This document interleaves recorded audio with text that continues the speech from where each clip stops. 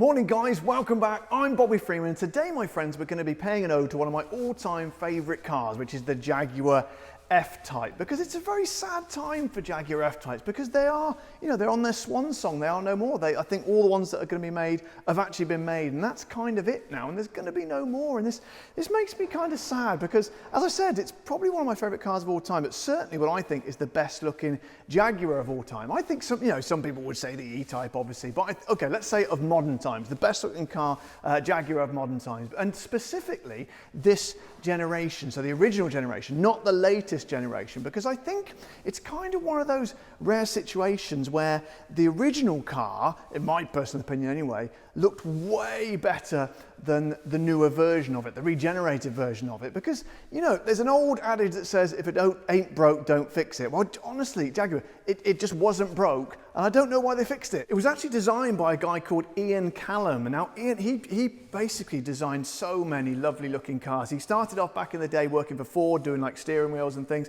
moved on to design some of the most beautiful iconic cars ever created. So he did like he worked for Aston Martin, he did the DB7, the Vanquish, the DB9, obviously the F-Types as well, and my very own XF. So he's just an incredible guy. He's an OBE, CBE, BSE, he's got all sorts of letters after his name, and I mean, the guy is just a god in terms of car design as far as I'm concerned. It first came out in 2013.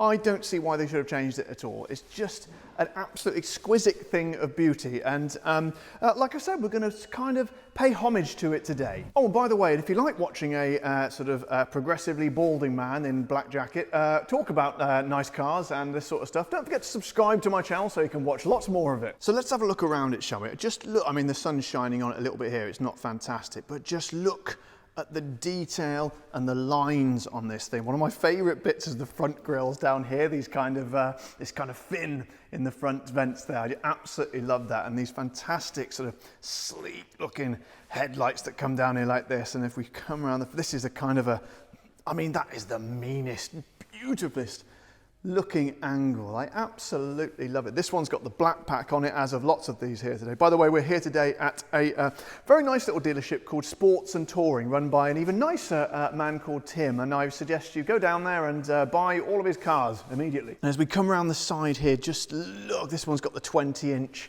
gloss back wheels, as I say, black pack, so you get the black wheels and the black side bits here like on my XF, but I just love, and it kind of works, you can get away with really brash colours on this car. It's a brash, outlandish kind of, sort of flamboyant, show-offish kind of car. It's not like, people compare it to a Porsche 911. It's nothing like a Porsche 911. 911's kind of conservative and sort of understated, an excellent car nonetheless, but very, very kind of, like I say, conservative, understated. This is like a rock and roll show off, big, hyper flared, look at me. Now, not everyone likes that, but when you're a narcissist like I am, I bloody love it. Just look at the flared out skirts here. It looks like it's almost like a sort of a side step on a Range Rover, isn't it? I wouldn't recommend you step on it because it would probably fall off. But let's get the profile here. This has got to be the best angle on the F-Type. Look at it.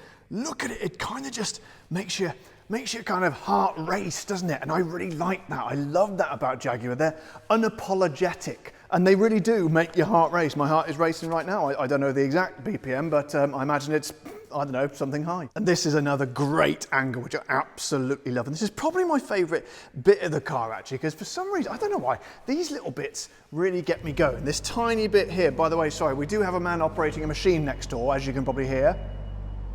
Don't worry, I shall go around and sabotage it as soon as I can. Maybe if I speak loudly and quickly enough, we can drown out the sound, but apology if there is a bit of background humming there. But this back bit of the car is just absolutely phenomenal. As I say, I really love, I don't know why, I've always loved this kind of bit that comes round like that. It's kind of, they borrowed it in the F-Pace as well, and I don't know, that's one of the bits they also smoothed out in the newer model. They just kind of, they made it just sort of rather than that kind of little bit there, they made it just kind of straight around the corner. And to me, I don't know, that bit always screamed F-Type. That was like, you knew it was an F-Type, you knew it was an F-Type anyway, but I kind of really liked that. And it's very sad they kind of iron these little bits out. And I love the way the kind of lines come down here and meet this sharp edge here on the boot. It's just so pleasing, and this orange colour is just absolutely mad. This is the all-wheel drive 3 litre S version, 3 litre supercharged, so this thing will literally stick like glue to the road. And another nice styling cue down here, beautiful exhaust tips here right in the centre of the car as well. A bit like, well, ironically a little bit like a Boxster, but again, people have also compared it to a Boxster. It's nothing like a Boxster, okay? If anything, it's kind of like, it's more sort of along the lines of a muscle car, but kind of a nimble, more agile version of a muscle car, if you can imagine such a thing. And by the way, while we're here at Sports and Touring, you might as well have a look at their other collection here. We've got a lovely S there as well, in the metallic red, a very bespoke and rare cleaning cloth there. That's that doesn't come as standard. This one here as well. What's this one? This is also the S. Got a nice little Union Jack emblem next to the S as well. That is, well, I don't know, it's just, well, it's very nice. And as we get towards the end of the showroom here, then I think that we're getting closer to where that annoying man with the machine is. So again, apologies about the sound there. Now look at this beast. This is the Mac Daddy. This one is the SVR. Now those letters used in those conjunction is enough to literally send a shiver down my spine, but a good shiver, an excited shiver. So you also, styling wise, you're going to notice that you lose this kind of fin in the middle of the front vent. Actually, it's all open there. That's kind of a shame, really. I really like that bit. That bit's one of the most poignant styling cues for me, but don't worry, because it's more than made up by these awesome vents in the bonnet here, one over there, and this absolutely spine-tingling little spoiler over here. Oh, good, excellent. So not only have we got the sound more loudly from that machine at this end of the garage, it also has a lot of exhaust fumes coming through the cracks in the wall, which means I may die at any minute. You see, these are the lengths I go to make medium quality car videos for you. You are welcome. And then this is possibly my favorite color. I can't remember the exact red they call it, but obviously it's red. I think this works really well in the F-Type. And oh good, they've got a beeping noise as well. Excellent. So this one's also got the black part. I think if you've got a red car, it's always going to look better with black detail, and it's just a thing of beauty. I love it. They've also got a couple of other cars down here, as the aforementioned 911 here. This looks like a generation 2 997, I think. We can tell by the lights on the back. Let's have a quick look. This is generation 2, because they're slightly sort of teardroppy shape. It's a Carrera 2, this one. Very nice. Again, black wheels.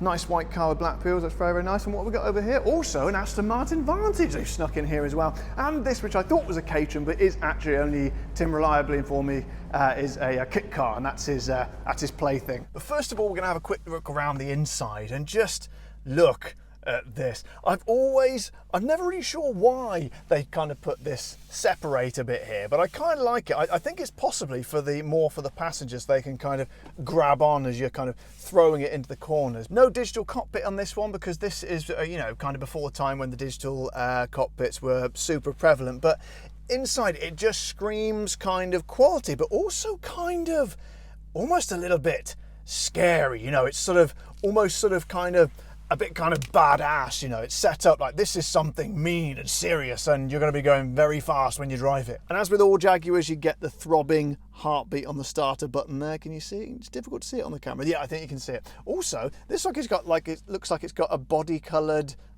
starter button as well. Just look at all the controls here, like the gear stick and everything. It just looks like it's as if you're in a cockpit of like a fighter pilot or something. Look at the switch here that puts you into dynamic mode. Oh wow, look at that. It's almost like the switch you press to arm the Hellfire missiles. As you can probably tell, I've never been a fighter pilot, and I don't know what Hellfire missiles are, but I'm pretty sure I heard them talk about it once in a film, Independence Day, I think. So I'd like to think I'm an expert. What's the cup holder situation like? Yeah, I do like a cup holder on this show. Have a look. It's just a couple of cup holders, really. Not particularly fancy, but at the end of the day, you don't really buy this car for holding cups. Obviously, as you expect, there's not a great deal of visibility out the back, but again, if you're buying this car and you're moaning about visibility out the back, then, well, quite frankly, I think there's something wrong with you. Right, we actually are going to take it on the road now. All I need to do is get the keys, find Tim, and hit the road. So here we are out in the Hampshire roads, isn't it, Tim, I think? Exactly, Hampshire. just north of Andover. That's right, yeah, I want to get my my counties right. And this is Tim, the owner of Sports and Touring. It's a pleasure, an absolute honour to be in his company. Thank you very much, Bobby. That's very kind of you. What is this? This is a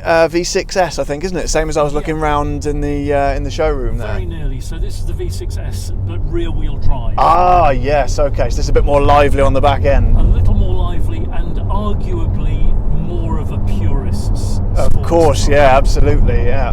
But it's important to remember the all-wheel drive is intelligent all-wheel drive, so it is sending all of the torque to the rear axle until it senses that some torque is needed on the front axle, and then it will feed that power through. There are several fabulous things about the Jaguar, and one of them is the time that Jaguar took to refine the design and to end up, for example, with this beautiful cockpit that we're sitting in. And it's easy, I think, Bobby, to get casual about the fact that this is an F-type Jaguar. We were at the independent technicians that we use occasionally the other day, and in a row in the workshop we had a C-type, a D-type, an E-type and an F-type. And it's easy to get casual and forget that this is Jaguar's last ever internal combustion sports car, and that's why they had to make it so splendidly. Well, that's exactly what I was saying earlier on. It's such a shame that this is, there's not many left. They've stopped building them now, I think, haven't they? Yeah, they have. That's it. There are no more. Those that are here. Yeah. Not all of them will be here forever. But while they are here, we'll have an awful lot of fun with them. We certainly are. So I'm going to have a drive with it now, but I just wanted to correct something that I said earlier on. The orange starter button here, it's not. I thought it might have been paired with the orange of the outside of the car that I was having a look at earlier on, but apparently that's the Ignis starter button, Tim tells me. Yes, you can have the Ignis pack, which is the flappy paddles on the steering column and the start button down there on the centre console in that lovely bronze colour. Or indeed you can simply pick them up and the paddles fit with a single torque screw. It's about a 2-second job to change the start button. Oh, really? About 70 quid. If you, if you've got one of these and you'd really like that lovely bronze start button, it's a very easy mod to do. Right, okay, there we go. Anyone who wants a bronze start button, top tip for you. It definitely feels like a sports car, and you can feel that kind of Jaguar sports car breeding, but there's a kind of, when you just cruise at a rather civilised speed like this, there is that sense of comfort as well, and just cruising along, you feel like you can kind of just get on a motorway and just point it anywhere and, like you say, just drive to Scotland. Absolutely, and I think another thing that Jaguar, I know, spent an enormous amount of time and money on is the suspension, and particularly the damping. And the F-type suspension is, I think, that perfect cocktail of sufficiently firm and communicative to make it a great sports car, and yet soft enough that if you were going to jump in the car and drive to North Italy, to drive those mountain roads, and you were doing 10 hours in the car, you would not feel that you'd been shaken around. So does this one have the dynamic suspension?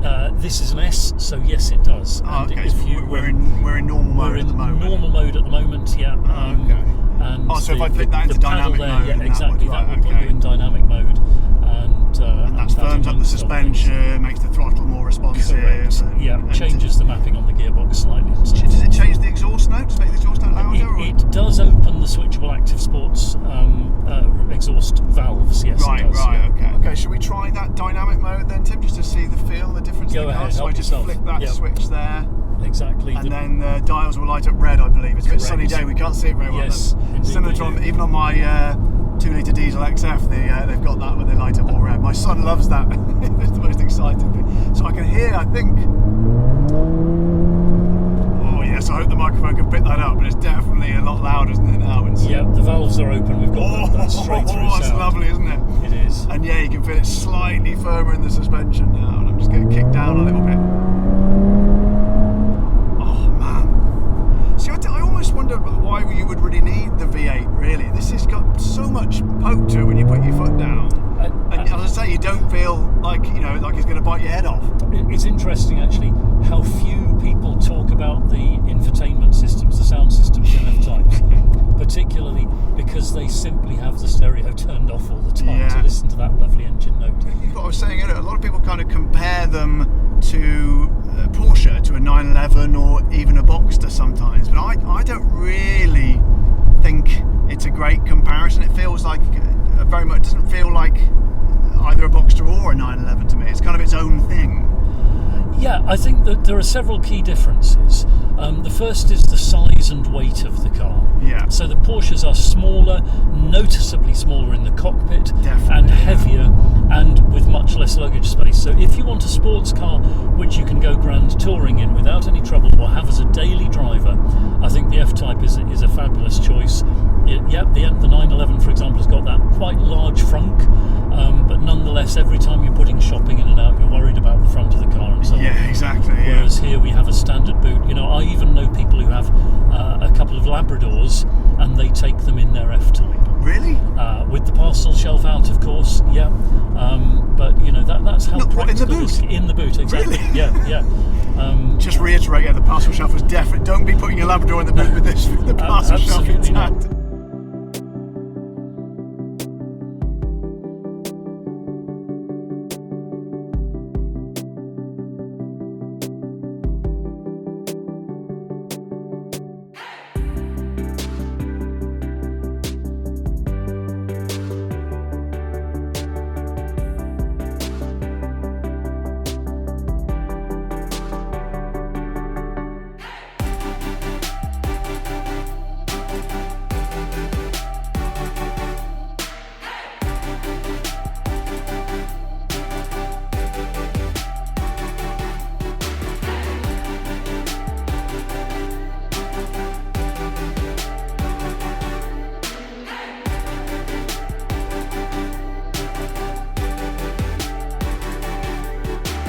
So guys, that's the end of my video today. I hope you've enjoyed it. I just wanted to, as I said at the beginning, I really wanted to make something, you know, to say, recognise, you know, the saying goodbye to what is going to be, or if not already, to be honest, a truly iconic car. I think this really, you know, it's a continuation, as we all know, of the E-Type. So I think it's done it very, very proud. And I think one day we're going to be looking back at the F-Type in the same way, much the same way as we have done with the E-Type. Thanks also to Tim from Sports and Touring. If you like these Jaguars, or these Jaguars here, or the ones inside, and you want to buy one of them, don't forget to click on the link in the section below, and you can call Tim and come down and see him, and he'll give you a nice cup of tea and do you a very good deal on a Jaguar. But until next time, guys, from here in Hampshire and over the beautiful British countryside, I am Bobby Freeman. Drive safe.